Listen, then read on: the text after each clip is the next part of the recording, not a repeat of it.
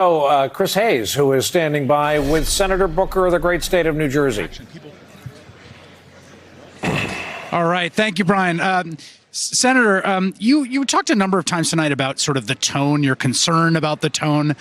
But isn't it the case that, primaries are messy and political, politicians want to make arguments against each other, and part of the primary process is having it out? Yeah, look, I think so. We should have it out on policy. And I have a lot of differences with my fellow primary folks, from everything like gun licensing all the way to having a bold plan on criminal justice reform. But we have to do it in a way that learns from the lessons of last time.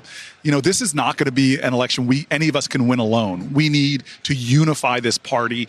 And the way we talk about people, we have to be careful, because often it says more about what kind of leader we're going to be than what kind of leader they're going to be. Wait, but what were the lessons of last time? What was the problem in 2016? First of all, there were a lot of lessons of last time. But remember, Donald Trump got about the same amount of votes as Mitt Romney. And we shellacked Mitt Romney. Actually, yeah, fewer than Mitt Romney. And so there was something wrong with us having all Democrats, all hands on deck, all activated to stop this dumpster fire that is the presidency of Donald Trump. And so this time, if we're going to beat him this time, we need the kind of leader that can excite and engage and inspire the full breadth of the Democratic Party, and actually reach out to moderates and reach out to people on the other side of the aisle. You talked about in the last question about sort of a kind of cross-ideological or cross-political friendship. You talked about something you talked about a lot before, that you've made a habit of cultivating these friendships, and James Inhofe and Ted Cruz, you guys found it. Does it matter with the polarization being what it is, do those personal relationships matter? And if the answer is yes, how much? First of all, as a guy who's actually gotten big bills done, like criminal justice reform, for example. The First Step Act. The First Step Act. I had to work across the aisle. And regardless of who the president is, unlikely to have 60 votes in the Senate, I'm going to work for that. But you're going to have to find ways to create cross-party coalitions and unify the American public, because that's how we got civil rights legislation over the longest filibuster ever before, which was Strom Thurmond, by creating new American coalitions.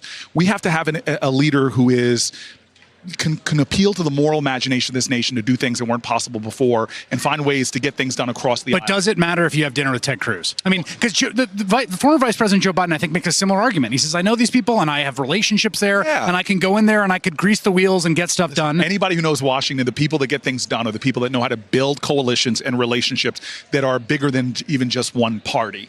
We're not going to be able to move this country forward in the way that we need to do the big things on climate change, the big things on driving down prescription drugs, even infrastructure, broadband access, environmental justice. All of these things necessitate a person that can build new coalitions that don't exist right now. And hey, that means fighting hard in campaigns. If I'm the nominee, I'm going to go to states people won't expect me, because I know we got to pick up a Senate seat in Georgia, a Senate seat in North Carolina. I'm going to go all over this country to build the Democratic Party better than anybody. But you have to have relationships across the aisle ultimately, and I'm good at that. It's what's made me an effective senator. It's what's going to make me an effective president. All right, Senator Cory Booker of New Jersey. Good to have you. Thank you very much. Good to see you. Good to see you too. Hey, Senator, did you bring a +1 to Ohio, or are you just rolling the way you normally roll? Oh my God, shameless.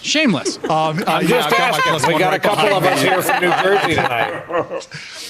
Hey, listen, we have a competition on CoryBooker.com that have dinner with the two of us. So you could actually win that competition if you are willing to donate $5. Touche. You got me back, Senator. Hey there, I'm Chris Hayes from MSNBC. Thanks for watching MSNBC on YouTube. If you want to keep up to date with the videos we're putting out, you can click subscribe just below me, or click over on this list to see lots of other great videos.